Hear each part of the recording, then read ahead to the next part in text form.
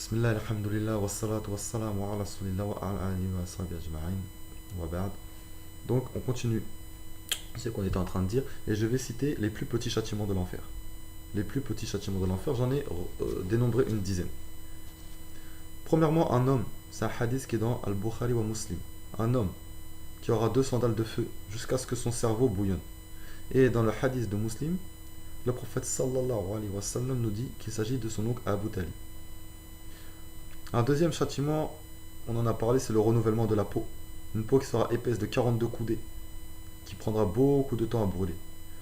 Troisièmement, une eau bouillante qui fera fondre le ventre et la peau. Quatrièmement, les hommes seront enchaînés avec des carcans et auront des carcans. Cinquièmement, les gens seront frappés avec des matraques de fer et de feu. Sixièmement, subhanallah, il y aura des serpents dont le cou est équivalent au cou des chameaux et dont le venin brûle pendant 70 ans. Il y aura des scorpions de la taille des mules dont le venin brûlera pendant 40 ans. Des scorpions de la taille d'une mule. Hajib. Et il y aura, comme Allah subhanahu wa ta'ala nous dit dans la sourate Al-Ghashiyah, des repas avec des plantes épineuses. Et on avait cité également l'arbre de Zakkoum. L'arbre de Zakkoum, dont les fruits sont des têtes de diable.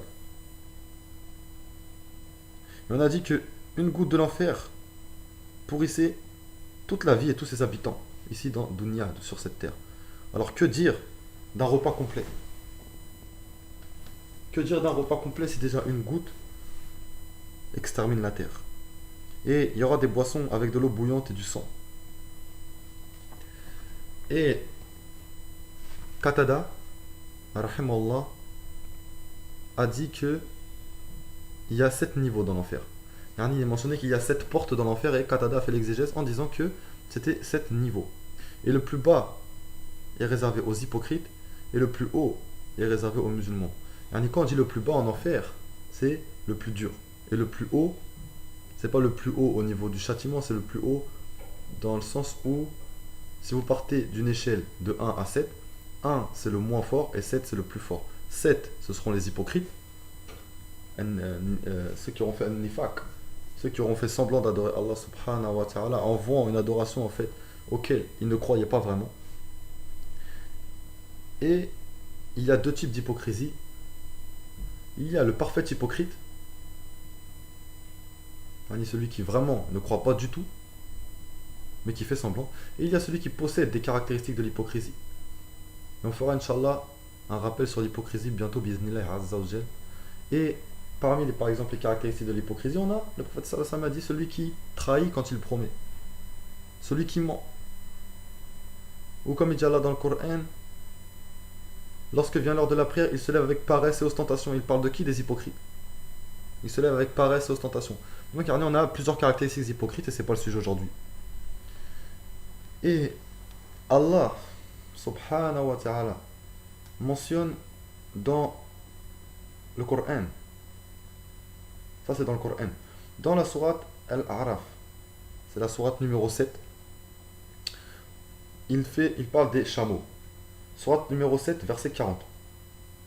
Allah subhanahu wa ta'ala il dit إن الذين كذبوا بآياتنا واستكبروا عنها لا تفتح لهم أبواب السماء ولا يدخلون الجنة حتى يلج الجمال في السم الخياط وكذلك نجزي المجرمين. Pour ceux qui traitent de mensonges nos enseignements et qui s'en écartent par orgueil, les portes du ciel ne leur seront pas ouvertes et ils n'entreront pas au paradis. Ils n'entreront au paradis que quand le chameau pénétrera dans le chat de l'aiguille. Ainsi rétribuerons-nous les criminels. Donc, qu'est-ce qu'on peut déduire de ce verset? Allah nous dit que ceux qui traitent de mensonges les enseignements et qui s'en écartent, ils n'entreront pas au paradis. Ils pourront entrer au paradis que quand le chameau pénétrera dans le chat de l'aiguille. Les aiguilles à coudre, le petit trou qu'il y a dans les aiguilles à coudre. Ce qui veut dire en fait qu'ils n'entreront pas. Allah nous montre que ça n'arrivera pas, qu'ils n'entreront pas.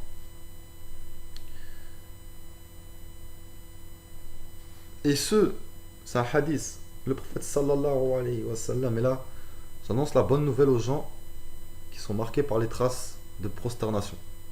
Le prophète sallallahu alayhi wa sallam a dit que les anges, c'est un hadith qui est dans le Bukhari, les anges sortiront les gens de l'enfer qui ont des traces de prosternation.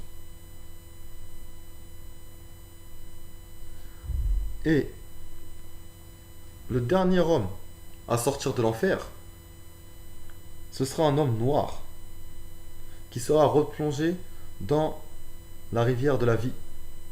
Il sera trempé dans une rivière. Il sera noir, sorti noir de l'enfer, carbonisé. Il sera trempé dans la rivière de la vie. Et Allah lui proposera d'entrer au paradis 3 fois. Et il finira par y entrer. Et ce sera le dernier. Et après ça, plus personne n'entrera au paradis.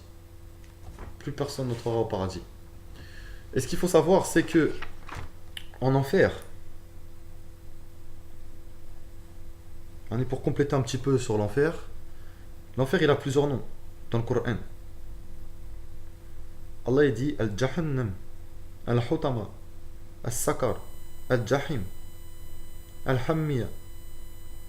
Et c'est une créature qui existe à notre époque et qui est éternelle. Et la majorité des gens de l'enfer seront des femmes. Comme l'a dit le prophète sallallahu alayhi wa sallam, il a dit j'ai vu les habitants de l'enfer et la majorité sont des femmes.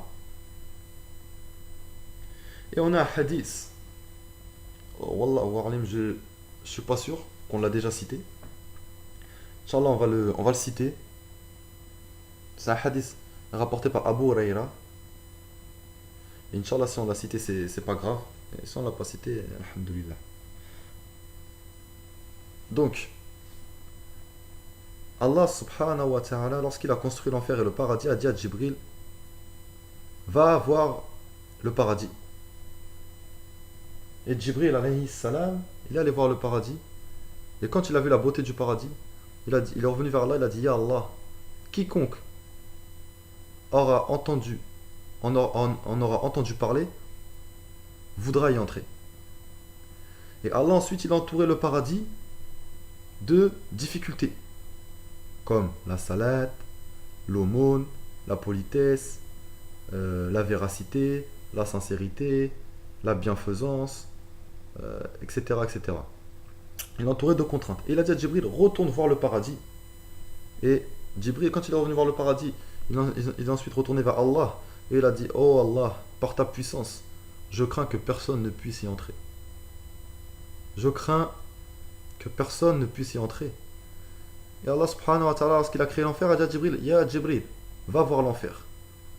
Et Jibril est allé voir l'enfer, et quand il est revenu, il a dit, ya Allah, quiconque en aura entendu parler, refusera d'y entrer. Et ensuite, Allah, il a entouré l'enfer de toutes les passions. Toutes les passions. La drogue, l'alcool, la musique, la chicha, les femmes, les boîtes de nuit, etc., etc. Et il a dit à Jibril, retourne voir l'enfer. Et quand Jibril il a été voir l'enfer, ensuite il est revenu vers Allah, il a dit, ya Allah, par ta puissance, je crains que personne ne puisse y échapper. Il a dit à propos du paradis, je crains que personne ne puisse y entrer. Et à propos de l'enfer, je crains que personne ne puisse y échapper. Et ça doit être parmi les hadiths qui nous font réfléchir. Comme le hadith où le prophète sallallahu alayhi wa sallam a dit, si vous saviez ce que je sais, vous ririez peu et vous pleuriez beaucoup. Et les compagnons ont mis leurs mains sur leur visage et ils ont pleuré.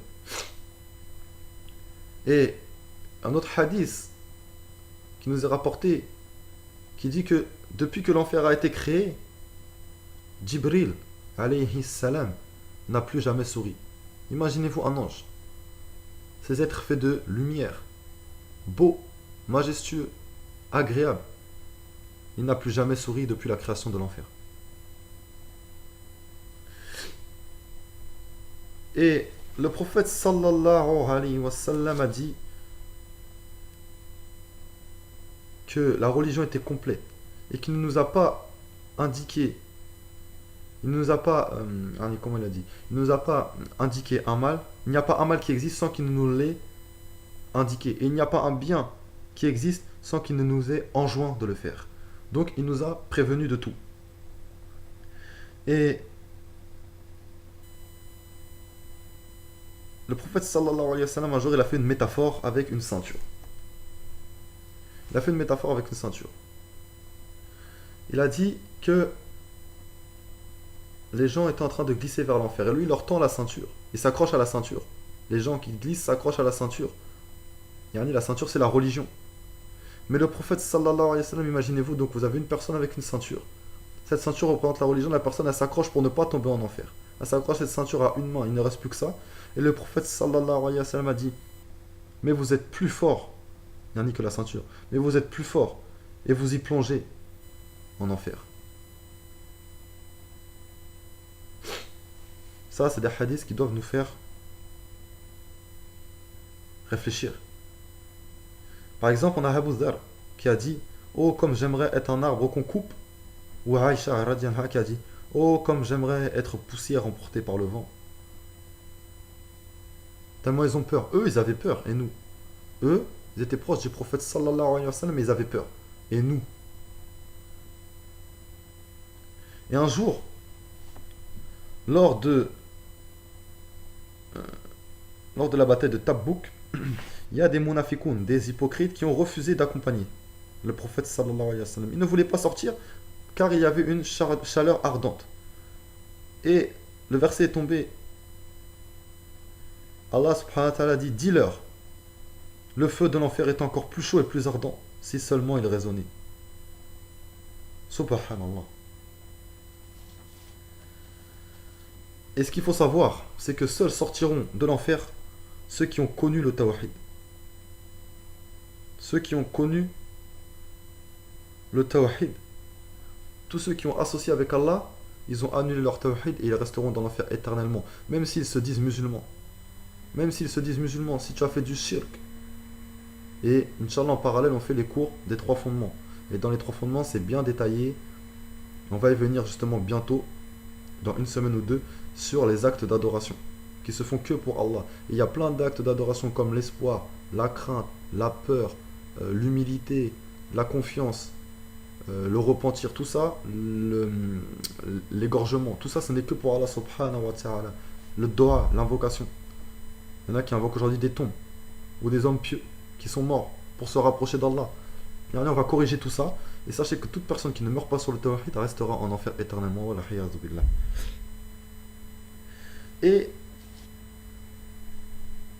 il y a un hadith où le prophète sallallahu alayhi wa sallam a dit, lorsqu'un homme sera plongé une seconde dans l'enfer, on lui posera la question, as-tu connu un bien? Yani, c'est une fois que tu seras plongé dans l'enfer, tout ce que tu auras pris comme plaisir dans le dunya, tu l'auras oublié pour une seconde. Une seconde en enfer, tu auras oublié tout ce que tu avais vécu dans le dunya.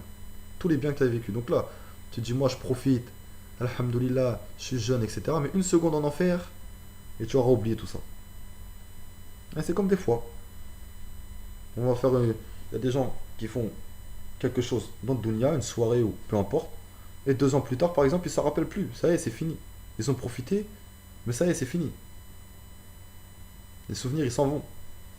Et là, une seconde en enfer, ce sera terminé définitivement. Et le prophète et Allah subhanahu wa ta'ala a dit dans la sourate Al-Muddathir, alayha tis'ata ashar, ils sont 19 à y veiller. Il y a 19 anges qui sont là pour y veiller. Et on a vu qu'il y avait 7 portes. Et on connaît la parole, préservez-vous, vous et vos personnes d'un feu dont le combustible sera fait d'hommes et de pierres. Le combustible du feu de l'enfer sera des hommes et des pierres. Je vais continuer encore un petit peu à détailler, Inch'Allah, 5 minutes, et puis après on arrêtera le cours pour aujourd'hui. On fera le pont Sirat une autre fois, on n'aura pas le temps. Mais c'est parce que c'est très important de se rappeler de ce qui va nous attendre après la mort. Tout comme on fera le paradis en détail, c'est important de faire l'enfer en détail. Pour que chacun prenne conscience que les paroles des sahaba, du prophète sallallahu alayhi wa sallam, les paroles d'Allah, ces paroles-là nous touchent afin que nous se préservent. Et si on ne se rappelle pas tout ça, si on n'apprend pas tout ça, on ne peut pas développer de crainte et se protéger de l'enfer. Et selon Anas radiyallahu anhu, le prophète sallallahu alayhi wa sallam rapporte qu'Allah dira lorsque l'enfer sera rempli, Allah dira, y en a, l'enfer, pardon, l'enfer dira, y en a-t-il encore? L'enfer dira, y en a-t-il encore? Et puis Allah mettra son pied dans l'enfer. Et l'enfer dira, ça suffit, je suis rassasié. Ça suffit, je suis rassasié. Et ce qu'il faut savoir, c'est qu'en enfer, il y aura le soleil et la lune qui brûleront. Il y aura le soleil et la lune qui brûleront en enfer. Voilà, il y a des gens qui disent pourquoi? Ils n'ont rien fait, le soleil, la lune. Mais c'est pour donner encore plus de remords aux adorateurs. Ceux qui ont adoré le soleil et la lune, ils les verront. Ce sont que des créatures, le soleil et la lune, ils les verront avec eux en enfer. C'est pour leur donner encore plus de remords. Et puis, ce qu'il faut savoir, c'est qu'en enfer, il n'y a pas que des gens châtiés. Regardez le soleil et la lune. C'est pas parce qu'ils brûlent qu'ils sont châtiés. Tout simplement parce qu'on a des anges, par exemple. Allah il dit, ils sont 19 à y veiller. Les anges ne seront pas châtiés en enfer. C'est-à-dire qu'il n'y a pas que des gens, enfin, il n'y a pas que des châtiments en enfer. Il y a pas, les créatures ne sont pas châtiées en enfer. Et on a, par exemple, dans la sourate Al-Mursalat, sourate 77, Allah nous parle d'une fumée noire qui servira d'ombre. Mais en vérité, cette fumée, elle aura trois branches et son ombre ne sera pas bénéfique. Comme Allah nous dit dans la sourate An-Naba, فَذُوقُوا فَلَن نَّزِيدَكُمْ إِلَّا حَزَابًا. Goûtez, goûtez au feu de l'enfer. C'est pas la, comment expliquer, la traduction exacte de ce verset. Fazuku falan nazinakum, fazuku, goûter illa azaba. On pourrait traduire ça comme goûter et nous n'augmenterons pour vous que le châtiment. Et puis l'enfer il a un cou et des yeux et des oreilles et une langue. Ça aussi c'est important de le savoir. Et ça fait, ça doit faire réfléchir par exemple les dessinateurs, ceux qui cherchent à reproduire la création, les associateurs, les tyrans. Tous ces gens-là doivent réfléchir à la description de l'enfer. Tous ces gens-là doivent réfléchir à ses conséquences. Et on avait cité aussi le hadith de 1999 sont à l'enfer. 1000 parmi les fils d'Adam. 1000 sur 999. Ça veut dire 99% des gens parmi les fils d'Adam iront en enfer. 99%. Ce jour-là, ce sera dur et malheureusement, il ne sera plus temps d'agir. Donc, je vous enjoins et moi-même à réfléchir à ces paroles, les méditer, les réécouter, approfondir la recherche sur l'au-delà, la mort et tout ce qui s'ensuit, pour développer cette crainte et se préserver de tout cela. Et Inch'Allah, le prochain cours, peut-être qu'on pourra terminer cette série. Il y restera le pont Sirat à faire. Le pont Sirat, qui est un pont tendu entre l'enfer et le paradis. On fera la description du pont Sirat. Et Inch'Allah, on commencera le paradis. Et si on a le temps, Bismillah Azza wa Jal, on finira avec le paradis. Et puis voilà, donc Inch'Allah, comme ça fera 4 ou 5 cours sur l'au-delà avant de passer à un autre thème.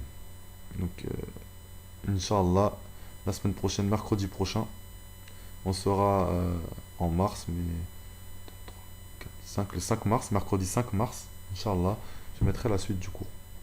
Et bien sûr, comme d'habitude, s'il y a vos questions, il y a l'adresse salafi de france@hotmail.fr. Vous envoyez vos commentaires, vos questions. Inch'Allah, on répondra au plus vite et au mieux possible. Et je vais aussi indiquer dans la semaine, parce qu'on n'a pas le temps de s'en occuper, demain ou dans la soirée, la liste des nouveaux CD qu'on peut envoyer aussi pour les frères et pour les sœurs. Donc on va s'arrêter ici, Inch'Allah. سبحانك اللهم وبحمدك أشهد أن لا إله إلا أنت أستغفرك وأتوب إليك بارك الله فيكم جزاك الله خيرا السلام عليكم ورحمة الله وبركاته